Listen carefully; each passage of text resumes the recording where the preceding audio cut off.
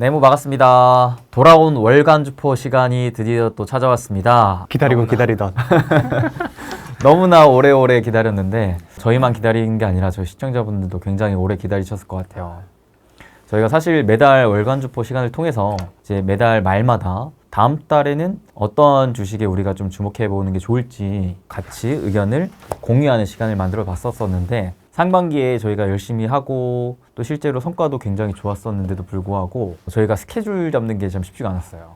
그래서 매달 이제 모시고 싶었음에도 그러지 못했었다가 드디어 우리 또 부장님을 이렇게 모시게 될 수 있게 되었습니다. 또 시기적으로 하반기를 준비하는 시기가 된 만큼 오늘 이 시간 또 굉장히 값진 시간이 될 거라고 생각하는데요. 오랜만에 오신 만큼 저희 시청자 여러분들께 간단하게 인사해 주시고 본격적으로 시작하겠습니다. 잊으신 게 아닌가 두렵지만 제가 그 온 만큼 일단 더 계좌 수익률도 건강히 챙기실 수 있게 알찬 내용으로 구성해 보도록 하겠습니다. 부장님 일단은 지금 현재 시점 기준으로 우리가 벌써 하반기를 준비해야 될 시점이었어요. 시간이 정말 빠른데 하반기를 맞이하기 전에 앞서서 그래도 간략하게 우리가 상반기에 좀 흐름이 어땠는지 잠깐 짚고 넘어가면 좋을 것 같거든요.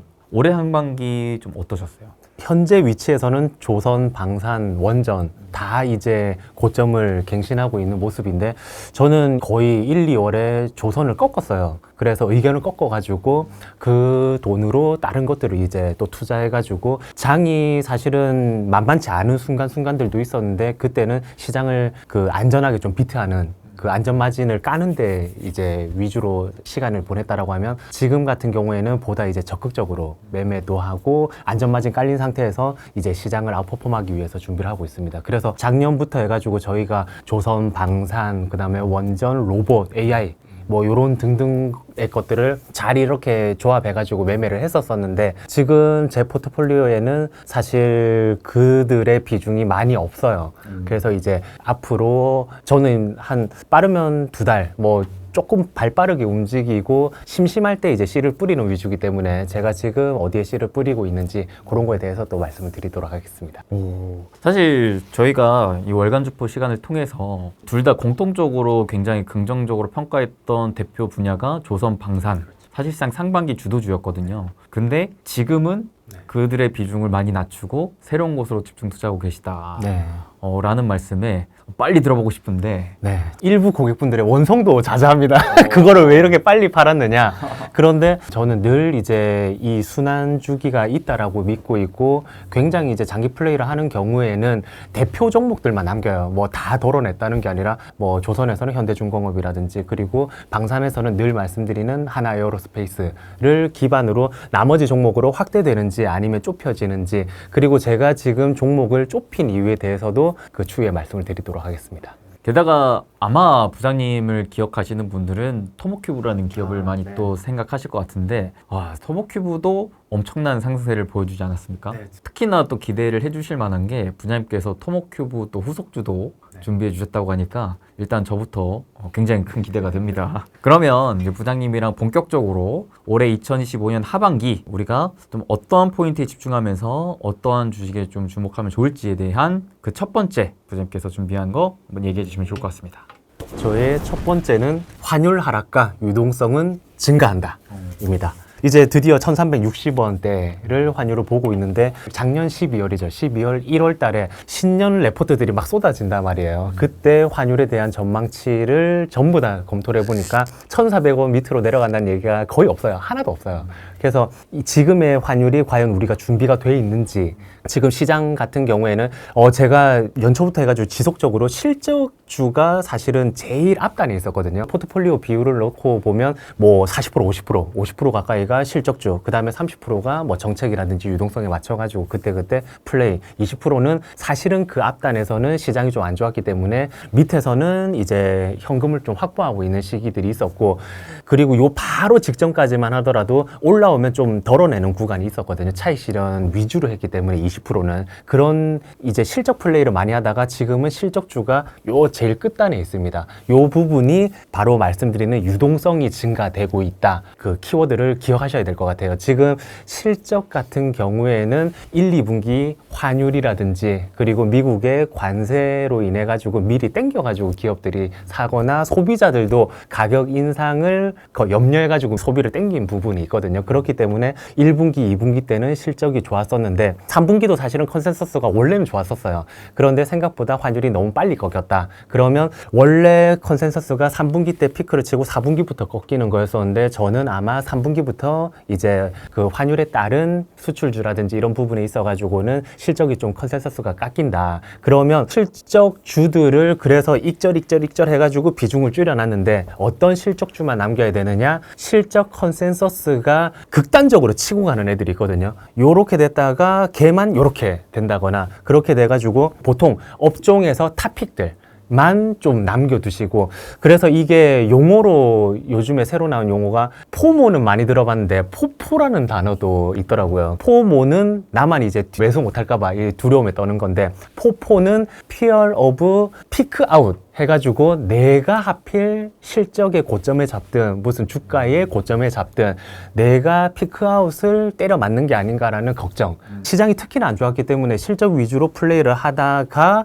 나중에 포포라는 거는 내가 가장 늦게 팔까봐 피크아웃을 잡을까 바인 거고 자금도 어차피 쏠림이 났어요. 그러면 여기서 푹 누군가가 시작할 수도 있다는 거죠. 그러면 어떻게 되느냐? 만약에 예로 들어가지고 화장품 종목이 있다라고 했을 때에 화장품이 좋을 때는 전체적으로 올라가다가 포포에 걸리면 특정한 제가 말씀드리는 극단적으로 컨센서스가 증가되는 한두 종목만 남기고 나머지는 쏟아지는 매도가 쏟아져가지고 이거 뭐야? 하는 순간이 올 수도 있거든요. 그렇기 때문에 지금 실적이 환율에 의해 가지고든 컨센서스가 원래 조금 3분기, 4분기부터는 중립 위치다. 그런데 요 와중에 시장의 유동성은 이미 M2가 1, 2월 달부터 증가하더니 나중에는 여러분 모두 알고 계시는 추경이라든지 금리 인하까지도 있기 때문에 유동성은 증가되는 그런 시장. 그러면 실적보다는 유동성에 초점을 좀 맞춰서 종목을 꾸려 나갈 필요가 있다. 실적 좋은 거는 탑픽들만 좀 남겨놓자. 언제 매도가 쏟아질지 모른다.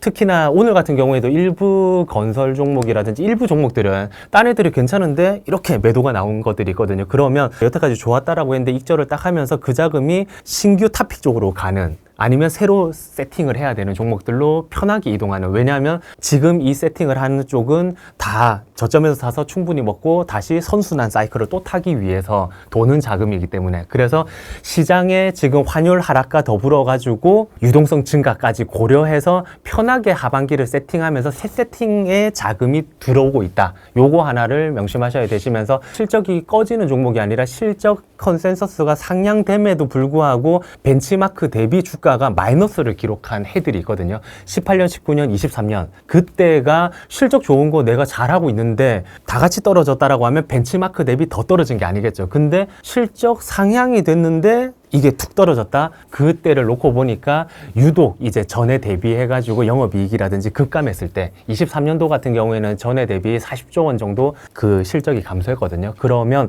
지금부터 해가지고 실적주마저도 안 좋아질 수 있는 경우가 발생할 수 있다. 요거 하나랑 환율이 떨어지면서 수혜를 받을 수 있는 쪽. 뭐 저 같은 경우에는 이제 유틸리티라든지 뭐 한전, 지역난방공사 지난 금요일부터는 한국가스공사를 많이 사고 있거든요. 아마 메리츠 찍힌 건 다 저일 수 있습니다. 사실 이제 대선 이후에 1년간은 뭐 유동성 플레이가 일어난 적도 있었거든요. 2017년도 같은 경우에도 뭐 문재인 케어로 인해 가지고 그렇기 때문에 지금부터는 뭔가 조금은 발빠른 매매, 너무 숫자에 함몰되지 말자. 앞으로는 요 점을 강조드리고 싶습니다. 그러면 결론적으로는 실적, 즉 숫자보다는 뭐에 집중하는 게 좋겠다라고 단정 지을 수 있을까요? 유동성에 굉장히 민감하되 그 유동성이 외국인 유동성도 포함한 거기 때문에 외국인이 들어와주면 너무나 땡큐한데 실적이 꺾이는데 안 들어올 거야 라고 이미 단정 지을 수가 있잖아요. 근데 그게 아니라 이제 환율 하락에 따른 수혜를 입는 쪽으로라든지 그리고 나중에 이제 정부 정책 쪽이라든지 이런 쪽으로다가 충분한 유동성이 공급이 될 수 있다. 그 미국장은 미국장이고 국내장은 국내장에 맞춰가지고 적극적인 플레이를 할 필요가 있다라고 정리드릴 수 있습니다. 그러면 그 중에서도 대표적으로 환율 하락에 따른 수혜로 유틸리티, 유통 이런 쪽을 좀 주목하고 계시다라는 거네요. 환율의 하락과 유동성 증가적인 측면을 이제 꼭 고려를 하시면서 유동성에 있어 가지고는 실적이 조금 미흡하더라도 숫자에 함몰되지 말고 유동성에 집중하자. 그게 정책으로 쏠릴 수도 있고 지금은 환율 하락에 따른 뭐 유틸리티라든지 금융, 유통 요런 쪽까지도 이제 살펴보시면서 개별 종목단에서는 저는 지금 뭐 한전과 한국가스공사 그리고 현대해상 요런 종목들을 신규로 이제 편입을 하고 있습니다. 그렇다면 이제 수빈님은 어떤 종목을 또는 어떤 섹터를 이제 그 하반기 공략주로 생각하고 계신가요? 저도 사실 하반기에 있어서 가장 첫 번째 제 투자 포인트로 삼고 있는 건 결국엔 큰 돈의 흐름으로 봤을 때 달러의 약세 그리고 금리 인하 이 두 가지 포인트에 좀 집중하고 있는데 이거는 아무래도 트럼프의 핵심 정책 중에 하나이기 때문인 것도 제가 주목하는 이유이기도 합니다. 근데 앞서서 워낙 그 환율의 하락에 대해서 부장님께서 정말 잘 설명해 주셨기 때문에 저는 환율보다는 금리 인하 측면에 좀 더 집중을 해서 말씀드리자면 지금 계속 미국 같은 경우에는 금리가 동결된 상황이 좀 지속되고 있음으로 인해서 금리 인하에 대한 시장의 기대감이 계속 미뤄지고 있는데 근데 저는 미뤄지면 미뤄질수록 오히려 좀 더 길게 강하게 금리 인하 시대가 다가올 수 있겠다라고 개인적으로 또 기대를 하고 있거든요. 그래서 이거는 결국 금리 인상보다는 인하의 방향성이 확실히 명확하다라고 저는 생각해서 이거 시간이 걸릴 뿐 확실히 하반기에 우리는 다시금 작년 하반기에 그러했듯 올해 하반기에도 금리 인하에 대한 방향성에 맞춰서 투자 아이디어를 짜보면 좋겠다라고 생각을 하는데 그렇다면 작년 금리 인하 사이클 때 어떤 주식이 강했느냐라는 것들을 좀 생각을 해보면 기억나는 거 있으세요? AI, 뭐 로봇, 우주. 그렇죠. 확실히 금리 인하가 되면 성장주가 강세를 보이는 것 같아요. 그 중에서도 제가 작년 하반기에 가장 두드러진 상승률을 보여줬다라고 생각하는 건 제약바이오인 것 같아요. 바이오. 워낙 금리 인하의 그 기대감을 가장 또 크게 먹고 상승하는 게 또 제약바이오인 만큼 저는 일단은 좀 바이오 쪽에 집중하고 싶은데 때마침 저는 한국 바이오 역사가 2020년대부터 본격적으로 구조적인 성장을 정말 굉장히 크게 진행하는 중요한 시점이라고 보는데 올해 하반기는 그 중에서도 다시 한번 더 한 차례 도약할 수 있는 전환점이 될 것 같다라고 기대하고 있거든요. 그만큼 올해 하반기 제약바이오 정말 주목해보면 좋겠다라고 생각을 하고 있는데 일단 첫 번째는 금리 인하 사이클이 다시 도래할 수 있다는 점과 두 번째는 저 개인적으로는 알테오젠이라는 기업이 한국 바이오 역사를 다시금 쓰고 있다라고 생각하는데 그 알테오젠의 키트루다 SC가 판매 개시가 될 수 있다는 점 기존의 또 특허 관련된 불확실성 악재들이 하반기에 또 해소가 된다면 그 흐름을 또 틈타 전반적인 제약바이오 업계에 또 훈풍이 불지 않을까. 게다가 ABL 바이오 같은 경우에도 GSK와 사실 올해 가장 큰 규모로 기술 이전을 했는데 이 ABL 바이오가 사노피와의 그 뇌투가 플랫폼에 대해서도 하반기에 또 검증을 앞두고 있다는 점 여러 가지 하반기에 국내 주요 바이오 기업들의 실질적인 임상 성과 내지 기술 이전에 대한 모멘텀들을 좀 확인할 수 있는 이벤트가 많이 앞두어져 있기 때문에 그들 중에 한두 개만 잘 터져도 충분히 바이오 쪽으로 수급이 다시금 좀 몰려오지 않을까라는 기대를 좀 하고 있습니다. 그 다음에 또 국내 대표 성장주 하면 저는 개인적으로 바이오만큼이나 기대가 되는 게 로봇인 것 같아요. 저는 워낙 다들 아시겠지만 로봇에 굉장히 진심인 투자자로서 올해 하반기 제가 또 로봇을 기대하고 있는 바가 휴머노이드 로봇에 대해서 올해 하반기부터 사실상 본격적인 양산이 좀 시작이 되는 시기라고 좀 보고 있습니다. 그래서 실제 국내 기업들 중에서도 주요 몇몇 기업들의 흑자가 발표가 된 상황인 만큼 저는 보다 더 하반기 이후로 이 로봇주의 기대를 좀 걸어볼 수 있지 않을까. 여러모로 기대감이 휴머노이드 로봇과 함께 한 단계 더 도약할 수 있을 만한 모멘텀들이 좀 자극이 될 것 같다라는 생각이 좀 들었어요. 그래서 금리 인하라는 사이클을 굉장히 다시 중요하게 좀 보고 있는 입장에서 한국 기준으로 봤을 때는 좀 제약바이오와 로봇 쪽에 주목해보면 좋지 않을까라고 생각하고 있고 아까 잠깐 또 우주항공 섹터도 언급해 주셨는데 우주항공도 최근에 또 흐름이 괜찮더라고요. 네. 그리고 나름대로 또 기대를 하고 있는 건 이제 자율주행도 있긴 한데 자율주행도 다음 달에 테슬라의 또 완전 자율주행 택시에 대한 시운전이 또 잘 되면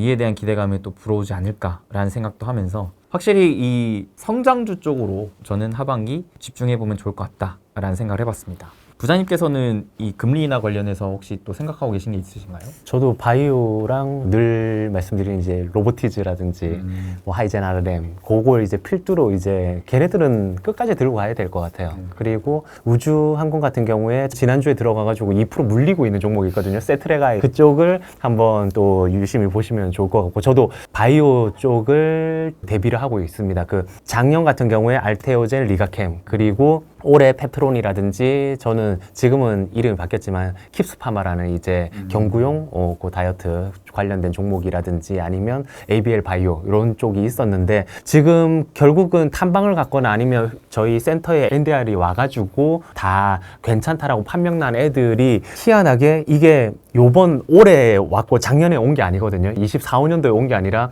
21년도에 오시고 뭐 22년도에 왔는데 이거 그때는 갸우뚱했죠. 한 26년도, 7년도 돼야지 터질 것 같은데 했던 애들이 지금 뭔가 이렇게 하나씩 다 열매를 이제 수확하고 있는 과정이기 때문에 저 같은 경우에 나중에 말씀드리겠지만 그 보르노이라는 종목을 지금 마치 제가 표현하면 그 머리 기를 때 다 기르면 이쁜데 요까지 오면 막 이상한 부분을 저희는 거지존이라고 하잖아요. 맞아요. 그래서 지금 보르노이가 딱 거지존에 걸쳐 있다. 그래서 앞으로 이뻐질 일이 남아있지 않느냐인데 이런 부분들은 사실은 제약바이오가 터지면 또 팍 터지지만 리스크 관리가 필요한 부분도 있기 때문에 제가 키워드 위주로다가 한번 또 설명을 드리도록 하겠습니다. 확실히 제약바이오 설명하실 때 이제 열매라는 표현을 쓰셨는데 저는 바이오산을 보면 볼수록 드디어 본격적인 꽃이 활짝 필 수 있을 만한 시기지 않나 이렇게 또 기대하면서 누가 이 시기에 이쁜 꽃을 피울까 이 포인트에 집중하고 있는데 다음에 또 기회가 된다면 또 부장님이랑 제약바이오도 허심탄회하게 얘기해보면 좋을 것 같다는 생각이 듭니다. 저희가 하반기에 주목하고 있는 돈의 흐름의 경우에는 환율의 하락, 유동성의 증가, 저도 이제 금리 인하에 따른 유동성의 증가 이거를 좀 주목하고 있다 말씀드리겠습니다. 부장님께서 또 하반기에 주목하고 계신 핵심 투자 포인트 그 두 번째는 무엇인지 또 얘기해 주시죠. 네, 제가 뽑은 두 번째는 고배당, 고현금, 그리고 저PBR. 입니다. 아까 전에 말씀드렸던 실적적인 부분이 미국 쪽에서도 기스가 날 수도 있거든요. 하반기 때. 뭐 유동성에 의해서 미국도 금리 인하하고 좋아지는 부분도 분명히 있을 거고 감세로 인해서 미국 같은 경우에는 그리고 우리나라는 추경에 의해서 뭔가 올라갈 부분이 있을 텐데 지금 미국이 약간 주춤할 때 우리나라가 뭐가 좋으냐? 라고 제가 봤을 때에 미국의 경기 서프라이즈 지수라고 있는데 그게 꺾일 때에 진짜 역예상 관관계로 고배당 종목들이 치고 가는 모습을 보였습니다. 다른 이제 자료를 살펴보면 지금 현재 국내의 반도체를 제외하고 올해 내년 뭐 내후년까지 해가지고 캐펙스 증가 결국은 설비 투자 관련된 부분에 있어가지고 감소가 일어나고 있거든요. 그런데 이익 잉여금은 증가하고 있다. 그러면 결국은 누군가가 끌어가지고 너 이거 돈 주주를 위해 써라 라든지 압박 아닌 압박으로 인해 가지고 분명히 이 돈이 고배당 종목으로 갈 가능성이 크다. 그리고 세 번째는 뭐 다들 아시다시피 정부 정책적인 부분이죠. 어떤 후보가 되든지 간에 배당 상량을 뭐 높여라 라든지 아니면 그 배당에 따른 소득은 우리가 분리 과세해 줄게 이런 쪽으로 당근을 주면서 이쪽에다가 뭔가 시중에 자금을 조금 넣을 수 있는 그런 환경이 조성될 거다. 그래서 투자 심리가 이쪽으로 굉장히 올라갈 건데 이 부분에 의해 가지고 보면 제 같은 경우에 한 12월 작년 초에 뭐 여러 차례 언급도 하고 매매를 했었던 종목이 현대GF홀딩스 그리고 한화 요 종목인데 지금도 이제 목표 주가가 아직도 30% 이상 남았거든요. 두 종목 다. 둘 다 이제 주주 환원 정책에 적극적인데 주가는 당시에는 안 올라갔던 그런 종목이고 PBR이 한 0.2배 정도 수준이었고 그중에서 현대GF홀딩스 같은 경우에는 그런 것도 한번 염두를 해봐야 되는 게 주가가 계속 안 움직일 때 우리는 생각이 드는 게 이게 상속 이슈라든지 뭔가 걸려가지고 재벌이다 이러면 주가를 쭉 눌러서 안 움직이겠다 싶은데 이제 동사 같은 경우에는 이제 정지선 회장이 72년생이고 본인 지분이 한 40%인데 일가 지분이 77%로 높거든요. 그런데 워낙 나이가 총수일가라든지 이런 거 치고 굉장히 어리기 때문에 그런 상속적인 이슈보다는 기업 주주 가치 제고라든지 이런 데에 더 신경을 쓴다. 그러면 다양한 아이디어가 조합이 된다는 게 저 PBR이기 때문에 올라가는 장이 있어요. 뭐 지금 같은 경우에도 뭐 특정 땡땡땡 홀딩스라든지 뭐 아니면 그 종목들 몇 개만 살펴봐도 세방, 신도리코, 태강산업 뭘 놓고 놓고 보더라도 그냥 단순히 저 PBR이라서 오를 때가 있고, 그리고 조금 더 디테일하게 저 PBR인데 특정 산업이랑 맞물려 가지고 제발 올라갔으면 좋겠는데 자동차라든지 자동차도 사실은 현금 많이 벌고 있고 저 PBR이라서 툭 건드리면 올라갈 거리들이 많은데 지금 환율하고 이런저런 것들 관세 때문에 눌림을 당하고 있기 때문에 못 움직이는 거거든요. 그렇기 때문에 지금 저 PBR에서 단순히 업종을 불문하고 치고 가는 쪽이 있는가 하면 언젠가는 이런 업종까지 버무려 가지고 올라갈 때도 있고, 그리고 여기에서 재밌는 게 배당 성량이 높은 애들이 올라갈 때가 있는가 하면 배당 성량이 낮은데 앞으로 압박에 의해서 올라갈 거야 라고 해서 지금 올라가는 쪽도 있거든요.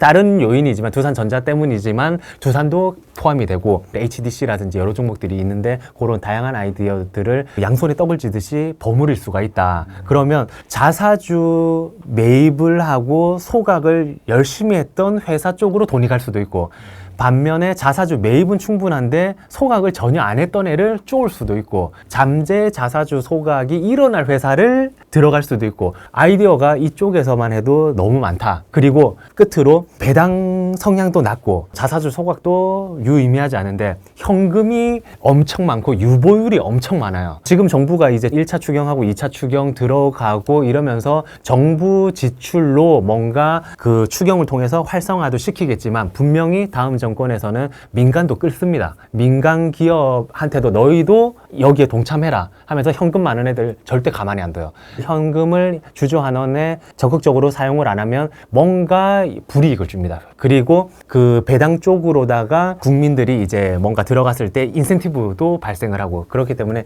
이게 저는 뭐 굉장히 좀 빠른 편이기 때문에 그때는 욕을 먹어가면서 거지존을 이제 참고 있었죠. 이제 끝까지 들고 있으니까 마이너스 났는데 배당 때문에 플러스 나는 이 보릿고개도 넘어서고, 지금은 이제 완전히 뚫은 종목도 있고 지금 요 아이디어로 지속적으로 종목 세팅하고 있거든요. 그래서 여기에는 종목도 무궁무진하고 재밌다. 그래서 종목 몇 가지를 이제 말씀드리면, 아까 전에 유틸리티 쪽에서 환율 하락과 더불어서 한국가스공사도 이쪽이고, 그리고 대방, 코리안리, 그리고 한화생명, 노루홀딩스 다 같은 부류예요. 그리고 건설로 들어가면 GS건설, GS건설도 한 0.38배, 0.3배 요 정도 되고, 요즘에 이제 원전이랑도 같이 묶여가지고 핫한 현대건설 같은 경우에도 한 0.6배인데 저 PBR이기도 하면서 원전이랑 이래 붙는데 저 PBR 0.6이 말이 돼? 이거 1배는 가야지 해버리면 또 위로 쏠 수 있는 구간들이 많기 때문에, 그래서 이 부분은 정말 그냥 매일 종목이 업데이트가 되거든요. 그래서 다른 특징주 테마성 종목만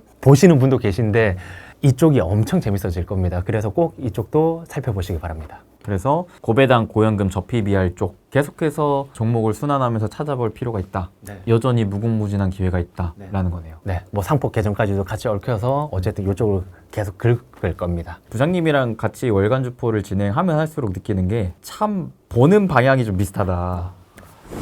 저도 이제 두 번째로 준비했던 게 바로 이거거든요. 사실 이거를 안 볼 수가 없는 게 당장 다음 달 6월 새로운 대통령이 뽑히게 됩니다. 아무래도 새로운 정부가 뽑히는 만큼 말씀하셨던 이제 추경이라든지 그 다음에 또 금리 인하라든지 여러 가지로 부양책에 대한 의지를 초기에 또 발표할 수가 있고, 또 새롭게 또 출마된 이후로 본인이 내걸고자 하는 핵심 정책에 대해서 본격적인 또 드라이브를 걸 수가 있겠다라는 생각이 올해 하반기에 또 기대가 되는 포인트 중에 하나인데, 근데 현재 상황에서는 아직 누가 대통령이 될지 100% 확신은 가질 수가 없게 되는 것 같아요.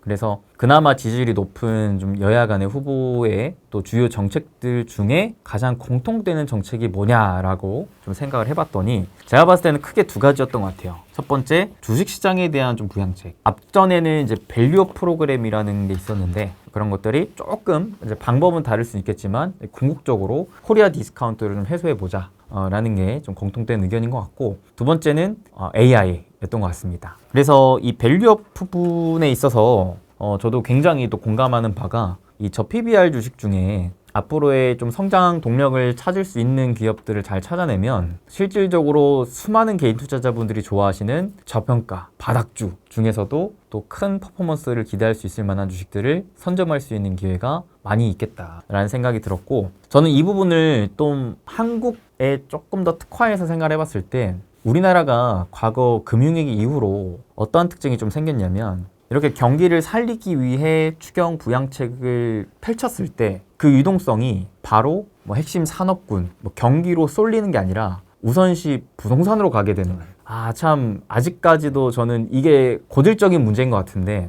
돈을 풀면 그 돈이 가장 먼저 부동산으로 향해 간다 이거죠. 그래서 저는 오히려 이 새로운 정부의 주식시장 활성화 정책들이 보다 빠르게 나와져서 그 돈이 부동산으로 가기 전에 주식시장으로 좀 향해 와서 미래의 성장 동력을 찾을 수 있을 산업들의 양분이 됐으면 좋겠다라고는 생각을 하는데 이거는 제 희망사항일 뿐이지 현실적으로는 아무래도 부동산을 향해 갈 가능성이 좀 높지 않을까라고 봤을 때 그럼 이거를 주식 투자 관점으로 해석을 한다면 건설 쪽이 좀 좋아질 수 있구나 라는 생각을 하게 됐어요. 특히나 건설의 밸류를 보니까 지금 최근 기준으로 밸류가 역대 최저 PBR 밸류더라고요. 즉 굉장히 쌉니다. 굉장히 싼 국면에서 이제 부양책에 따라 부동산 시장과 연결되어져 있는 건설주가 반등을 한다. 그 와중에 아까 부장님께서도 살짝 얘기해 주셨지만 최근 건설주 중에서도 원전주랑 엮이면서 올라가는 주식들이 있거든요. 대표적으로 현대건설, 그 다음에 뭐 후속주로 DLC 같은 기업들이 건설주이지만 원전에 대한 성장 동력으로 올라가게 되는데 저는 이들의 건설주들을 봤을 때 과거 1, 2년 전에 조선주를 보는 듯한 느낌을 받거든요. 그때 당시에도 조선주가 실적에 대한 성장이 두드러지지 않았었기 때문에 가치주로 평가를 받으면서 PBR로 밸류를 평가를 했었는데 그러면서 계속 박스권에 갇혀져 있었잖아요. 근데 이것에 대해 실적 성장이 가시화가 되면서부터는 오히려 성장주 밸류를 받게 되고 그때부터는 주가가 좀 더 폭발적인 상승을 해줬던 것처럼 저는 원전 중에서도 이 건설주들을 보면 볼수록 앞으로의 성장 동력을 좀 띌 수 있을 만한 기대감이 든다라는 생각을 좀 하게 됐던 것 같습니다. 그래서 정리를 하자면 새로운 한국 정부의 정책에 따라서 추경과 금리 인하에 따른 부양책을 기대할 수 있는데 이 부양책에 따라 제가 기대를 하는 쪽은 일단 건설, 그 중에서도 원전이라는 성장 동력을 갖춘 건설주들을 주목해보는 게 좋겠다라는 생각이고요. 이 AI 분야는 아직까지 저는 좀 긴가민가한 것 같습니다. AI를 밀어준다고 해서 특히나 소프트웨어 단의 미국 기업들과 경쟁력이 갖춰질까? 그보다는 오히려 저는 AI의 하드웨어 모델인 로봇 쪽을 좀 더 주목해 볼 필요가 있지 않나 라고 생각을 하면서 제가 생각하는 두 번째 아이디어 한국 정부 정책 중에서도 첫 번째 밸류, 두 번째 AI 이 부분을 얘기를 했습니다. 저는 또 이 버블이 일어난다라고 하면 미니 추경에 따른 또는 금리 인하에 따른 뭔가 유동성의 조합이 뭔가 버블로 향해 간다라고 하면 이게 국지적인 버블, 그러니까 지수를 4천, 5천 끌어올리는 버블이 아니라 섹터 단, 테마 단에서의 버블인데 그게 굉장히 AI에서 올 수 있다라고 보거든요. 지금 이제 뭐 국민의힘에서든 더불어민주당이든 한 100조, 누군가는 뭐 더 부를 때도 있지만 그런 쪽이 나중에 그 소버린 AI라고 해가지고 국가 주도형 그리고 뭐 한국형 AI 생태계를 만들자라고 했을 때에 여기에서 당장의 수익률이 나오고 안 나오고가 아니라 각국의 자기만의 언어와 문화가 들어가 있는 그리고 특히나 뭐 누가 될지 모르지만 더불어민주당이 됐다라고 가정을 한다라고 하면 거기에서 신경을 쓰는 게 국민들의 건강, 보건 그런 쪽이랑 맞물려 가지고 돈이 집행될 때 토모큐브도 그랬지만 의료 AI 쪽이라든지 이쪽이 굉장히 명분도 충분하고 자금이 쏠린다라고 하면 편하게 이제 드라이브가 걸릴 수 있다. 그래서 한 꼭지를 AI 쪽으로 또 염두 아닌 염두를 대비는 미리 막 큰 물량을 실어놓고 마냥 올 거야 이게 아니라 요런 것들을 한번 생각만 딱 해두신 다음에 다른 쪽에서 주도주 위주로 딱 매매를 하다가 요 부분이 틀 때는 우리나라 돈 못 버는데 라기보다는 적극적으로 매매를 해야 된다. 왜냐하면 이제 IT 버블 때 미국에서만 주요 기술들이 당연히 움직이고 있었는데 국내에서도 100배에서 230배 요 정도가 나왔었거든요. 그 걔네들이 할 줄 아는 기술이 하나도 없었습니다. 근데 지금은 이게 B2C 단이 아닌 B2B 단 또는 정부 공공 쪽 이쪽에서 돈이 풀리면서 그게 살짝 그러면 흑자 전환만 되든 뭐 한 꼭지만 딱 돌든 또는 빅테크와의 뭐가 있다라고 하면 유동성 장이기 때문에 그런 부분도 한 번쯤은 이제 또 고려를 해보셨으면 좋겠습니다. 유동성 장세에 따른 그 기대감, 테마주의 강세가 오히려 의료 AI 단에서 나올 수도 있겠다. 네, 전체적인 AI 단에서도 마찬가지지만 특히나 의료 AI 단이 지금 있는 종목뿐만 아니라 신규로 IPO가 된다라고 하면 그쪽에서도 보통의 버블은 상장한 지 1, 2년 차의 종목들이 이렇게 확 올라가는 빈집 종목들이 되게 많았거든요. 그 IT 버블 때도 그랬고 그렇기 때문에 그런 부분들 지금 뭐 다른 쪽에서도 신규 상장 쪽이 상당히 좋았기 때문에 그 염두에 보시기 바랍니다. 부장님께서 굉장히 또 강조해 주셨던 토모큐브도 사실상 신규 상장주로 엮이면서 갔기 때문에 토모큐브의 아버지인 또 부장님께서 말씀해 주신 투자 포인트도 한 꼭지로 생각해 두고 활용을 해보시면 좋을 것 같습니다. 마지막 또 세 번째 투자 아이디어를 같이 또 이야기할 시간인데요. 부장님께서 하반기 주요 포인트로 삼고 계신 세 번째 투자 아이디어가 궁금합니다. 소외주 중에서 지금은 안 보는데 이번엔 너니? 이런 컨셉으로다가 너니? 예. 뭐 잔이 이런 건 아니지만 너니 요걸로다가 말씀을 드리겠습니다. 제가 신규 상장 이런 걸 말씀드리면서도 그랬고 다른 저 PBR도 마찬가지지만 뭔가 찬집만 이제 곳간에다 채워 넣을 수 없으니까 지금 빈집 또는 지금부터 이제 또다시 씨를 뿌려야 되는 쪽 또 이제 감안을 해야 될 때 저 같은 경우에 개별 종목을 이렇게 직접적으로 언급을 드려도 될지 모르지만 율촌화학이라는 종목을 지금 토모큐브 다음으로 세팅을 하려고 하고 있습니다. 전혀 종목 추천이나 이런 거 아니지만 3만 원에서 3만 1,500원이 되는 순간에 굉장히 많이 담을 생각이거든요. 그게 원래는 농심의 차남이 율촌화학의 회장님으로 계신데 농심이라든지 식품 포장지였다가 그 다음에 뭔가 2차 전지 쪽에서 이제 국내 소부장 이런 거 활성화 시켜야 된다 할 때 LG 엔솔이랑 손을 잡고 으쌰으쌰 하다가 2차 전지가 죽으면서 획 떨어졌죠 이제. 그랬다가 요게 2차 전지 돌리던 쪽을 전부 다 지금 알게 모르게 ESS 쪽으로 돌리고 있거든요. ESS 쪽에서 LFP를 쓰는 중국 쪽에 CATL이라든지 밀렸었는데 요번에 정말 유의미하게 LG 엔솔에서 일본과 유럽 쪽에서 한 1조 가까이 되는 수주를 CATL을 제끼고 따낸 적이 있습니다. 그런데 이게 끝이 아니라 유럽 쪽이라든지 아니면 미국에 관련된 회사들과 한 7조 정도 또 추가 수주가 잡혀 있거든요. 그런데 율촌화학이 ESS 쪽에서 엔솔의 솔벤더로 배터리 파우치 쪽에서 이쪽으로 ESS 쪽에서도 그 이제 183 뭐 미크론이라는 단어를 쓰는데 이쪽으로다가 이제 들어가는 데에 핵심적인 역할을 하고 있다. 그런데 실적적으로 제가 정확한 수치를 못 밝혀요. 지금 어쨌든 숫자가 굉장히 4월부터 그쪽에다 찍히는데 앞으로 향후 굉장히 크다. 성장성이 2026년 7년 뭐 40%씩 성장을 한다 정도로 알고 계시면 되시면서 그것만 하면 아 2차전지 싫은데 ESS 뭐라고? 라고 할 수 있는데 끝단이 바로 삼성전자의 HBM4 요 얘기가 앞으로 솔솔 하반기 때 들릴 거거든요. 6월부터라든지 솔솔 들릴 겁니다. 이게 SK하이닉스를 제치기 위해서 이제 삼성전자가 혈안이 되어 있는 쪽이 HBM4인데 HBM4에 꼭 들어가야 되는 쪽이 수율을 잡기 위해서는 보호필름이라는 게 들어가야 됩니다. 그런데 보호필름이 원래는 일본이 독식하고 있었거든요. 그 연구개발 끝에 딱 탄생을 해가지고 요것도 굉장히 유의미한 벤더사가 돼서 이제 들어가는데 요 시장 자체가 전체 보호필름 중에서 삼성전자가 차지하고 있는 시장이 있을까 하면 그 시장에서 율촌화학이 잡아먹을 시장이 크기 때문에 반드시 이쪽을 염두에 두셔라. 기존의 캐시카우적으로 식품 포장이 농심 쪽이라든지 있으면서 ESS 쪽으로 실적이 굉장히 내년도 정도가 되면 점프를 한다. 퀀텀 점프를 한다. 그런데 여기에 내러티브적으로 HBM4 하이브리드 본딩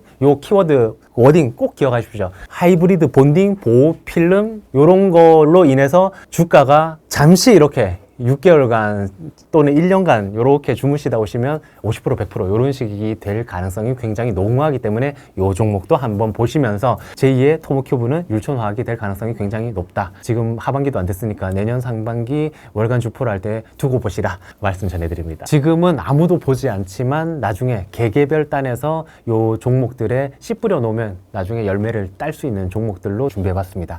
그러면 수빈님은 마지막 이제 준비하신 게 어떤 게 되실까요? 제가 준비한 것도 있긴 한데 부장님께서 이게 제2의 토모큐브라는 수식어를 붙이면서 얘기를 해주신 종목이라 네. 저도 빨리 이 종목부터 공부를 좀 해봐야겠다 라는 생각이 좀 들기도 하네요. 좋습니다. 아마 많은 분들께서 또 눈이 땡그라지실 것 같았는데 아무튼 이제 또 제가 준비한 거를 마지막으로 얘기를 드리자면 저의 세 번째 주제는 트럼프의 새로운 정책, 그중에서도 감세와 규제 완화에 주목해보자라는 내용입니다. 사실 올해 상반기 우리나라 시장뿐만 아니라 이제 전 세계 시장을 흔들었던 가장 큰 키워드가 트럼프의 관세 정책이었잖아요. 그에 따라서 한국에서도 사실상 이 관세 피해를 받지 않는 게 누구야?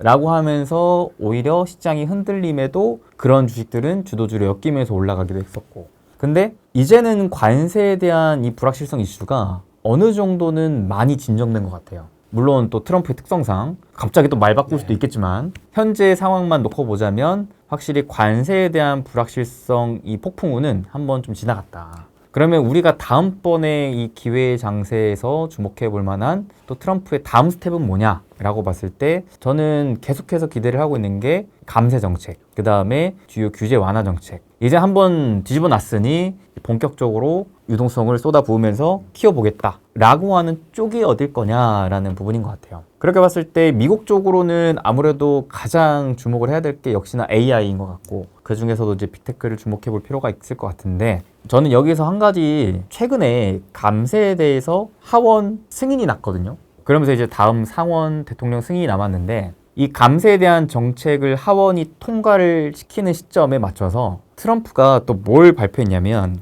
원자력 산업 부흥을 위한 행정명령에 서명을 했습니다. 그래서 이 시기가 좀 겹쳐져 있다라는 게 제가 주목해 봐야 하는 포인트가 아닐까 싶은 생각이 들었어요. 그래서 감세가 한 차례 통과가 되면서 여기에 트럼프 입장에서는 규제 완화 쪽을 원전으로 포커싱을 맞추고 있구나. 확실히 지금 미국 입장에서도 필요한 게 AI 관련 투자인데, 이 중에서도 점점 에너지, 그 중에서도 원전으로 돈의 흐름과 규제 완화의 흐름이 맞물리면서 커질 수 있겠다 라는 생각이 들어가지고, 일단 미국 주식에서의 이 원전 분야도 주목해봐야 되겠지만, 거꾸로 한국에서도 충분히 원전주를 하반기까지는 계속 주목해볼 필요가 있지 않나 라고 생각을 좀 해봤습니다. 그 이유 중에 지금 미국도 미국이지만 유럽도 독일을 비롯해서 기존에 탈원전을 발표했던 국가들이 AI 흐름에 따라서 전력이 너무 부족하니까 전력 수급을 위해 어쩔 수 없다, 원전으로 가자라고 하는 방향으로 좀 꺾고 있고, 그들이 이제 유럽과 미국 국가들이 원전을 하고자 하는데 문제는 그들이 오랜 시간 동안 원전을 좀 사실상 뒤편에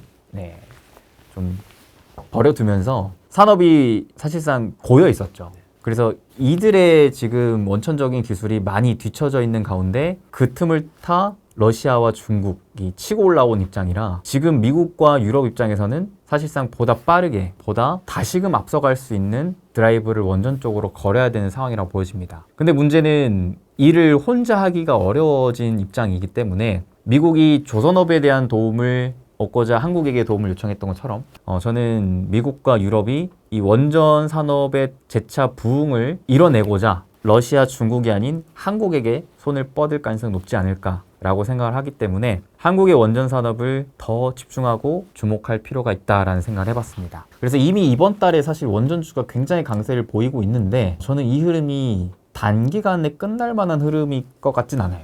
그래서 과거 조선주가 여전히 강세를 보이고 있는 것처럼 좀 더 중장기적인 주도주의 흐름으로 자리매김하지 않을까라고 기대를 하기 때문에, 충분히 단기적인 조정이 나온다면 그 흐름을 내가 모아갈 수 있는 기회로 활용해보면 좋지 않을까라고 생각을 해서, 일단은 원전은 분명히 주목해볼 만한 하반기 유망 산업 중에 하나다라고 생각했고요. 그 다음에 두 번째는 트럼프가 분명 한국에게 계속 원하고자 하는 바가 있어요. 한국에게 전화까지 때리면서 또 알게 모르게 관세에 대한 또 협상을 하고자 하면서 요청했던 카드들이 있는데, 대표적인 게 이제 조선, 그 다음에 저는 알래스카 LNG 프로젝트를 분명 미국이 원한다라고 생각을 하는데, 근데 문제는 현재 시점까지 아직 한국의 대통령이 좀 부재하다 해서 미국은 협상을 원하지만 한국은 확답을 내지 못하고 있는 상황이 이어졌기 때문에, 다음 달에 새로운 대통령이 뽑힌다면 그 미국과의 외교 협상도 다시 한번 속도가 붙을 수 있겠다라는 생각을 하면서,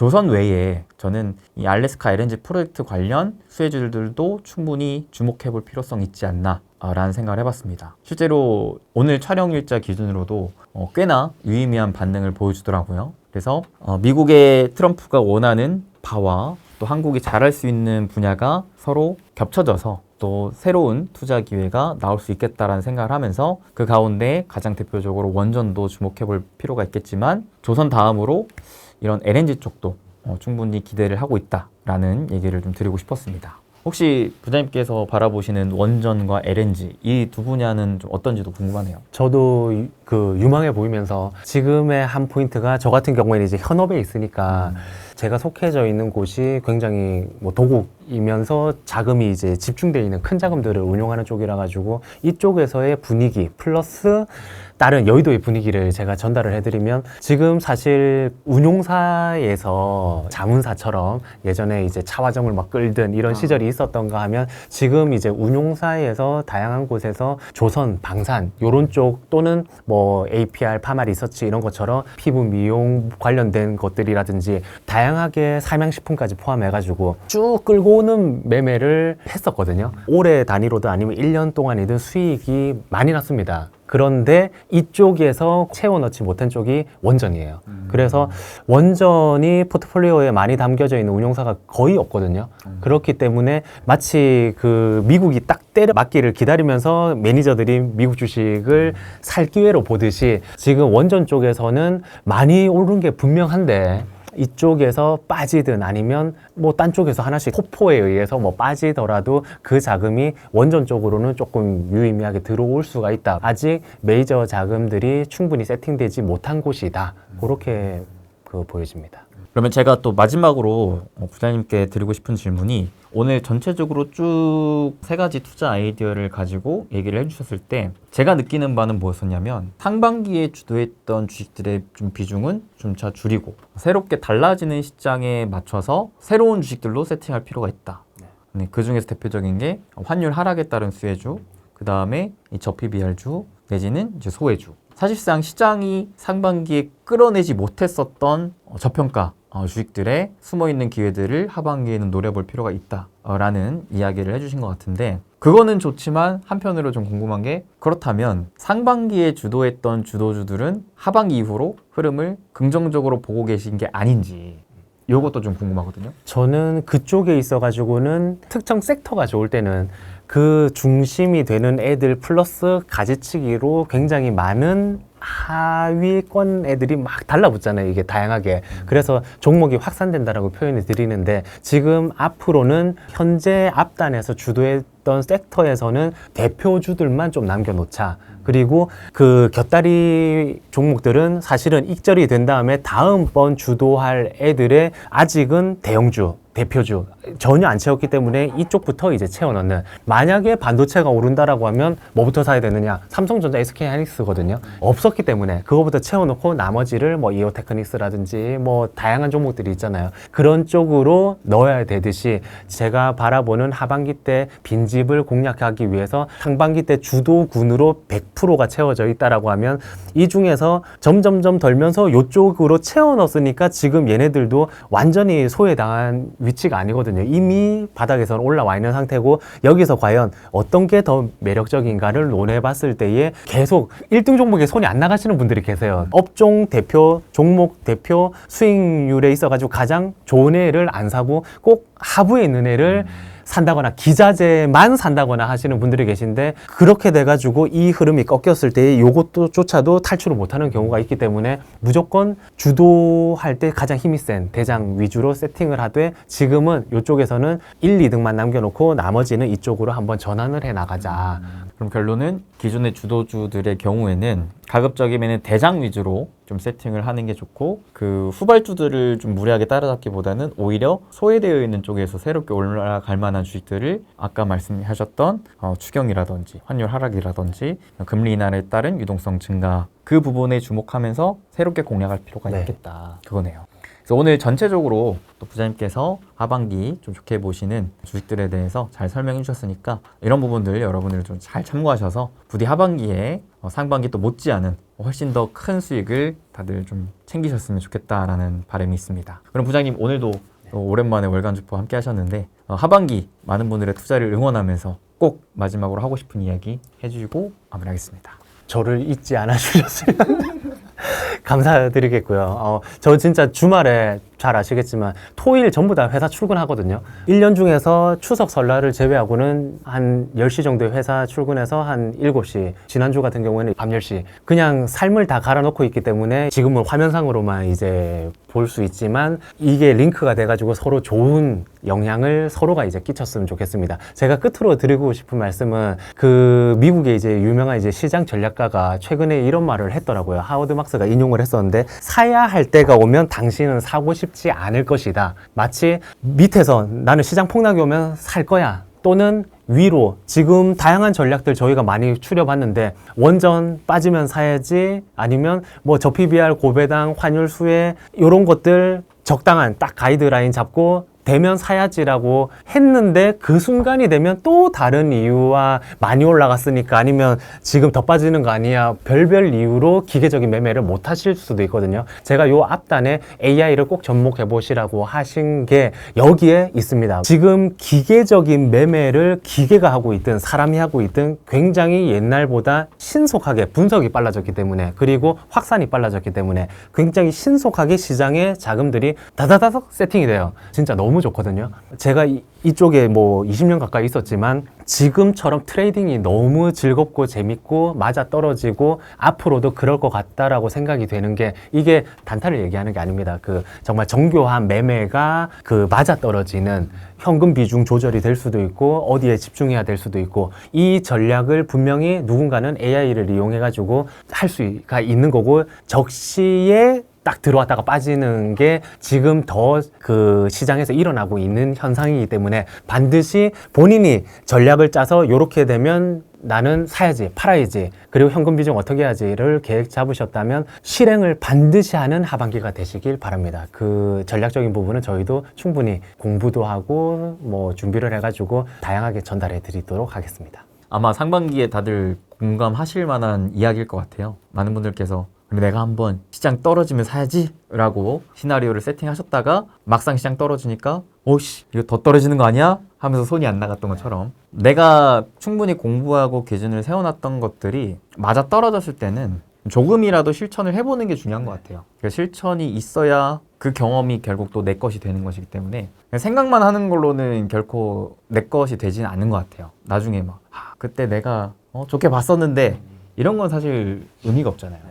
결국 내가 한 주라도 괜찮으니까 내가 생각했던 그 기준에 따라서 실천하는 그러면서 돈 주고도 못 살 경험을 하반기에는 꼭 챙기시는 여러분들이 되시길 응원하면서 오늘은 또 부장님과 함께 인사 나누도록 하겠습니다. 그러면 하반기 여러분들의 성공 투자 응원하면서 여러분 행복 되세요. 행복 되세요.